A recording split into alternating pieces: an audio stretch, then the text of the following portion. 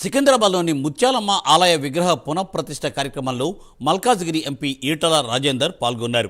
వేద మంత్రాలతో శాంతి హోమాలతో అమ్మవారిని తిరిగి పునఃప్రతిష్ఠించడం సంతోషదాయకమని ఆయన అన్నారు.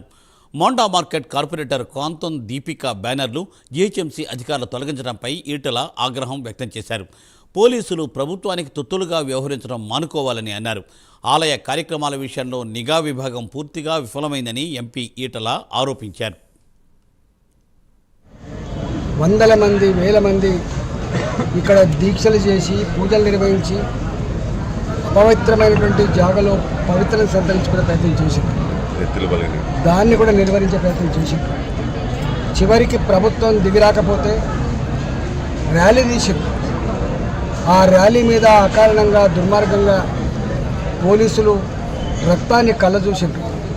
అనేక మందిని అరెస్ట్ చేసిండ్రు, కేసులు పెట్టిండ్రు, జైలుపాలు చేశారు.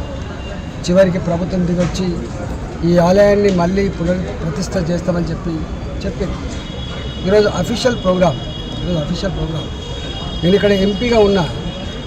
ఈ గుడి మల్కాజిగిరి పార్లమెంట్ పరిధిలోకి వస్తుంది. సరే, వాళ్ళు వచ్చిండ్రు. ఈ ప్రాంత ప్రజలు ఎవరి విశ్వాసాలకు తగ్గట్టుగా వారు బ్యానర్లు పెట్టుకుంటారు. కానీ ఇంత చిల్లరగా ప్రభుత్వంలో ఉన్నటువంటి వాళ్ళు ఆదేశాలు ఇచ్చి మున్సిపల్ అధికారుల చేత బ్యానర్ చింపేసినట్టుగా మనకు నోటీస్కి వచ్చింది. నేను మాట్లాడినా పిచ్చి వేషాలు వేసి ఇట్లాంటి చిల్లర పని చేస్తే ప్రజాక్షేత్రంలో మీకు మంచి జరగదు, గుర్తుపెట్టుకోండి.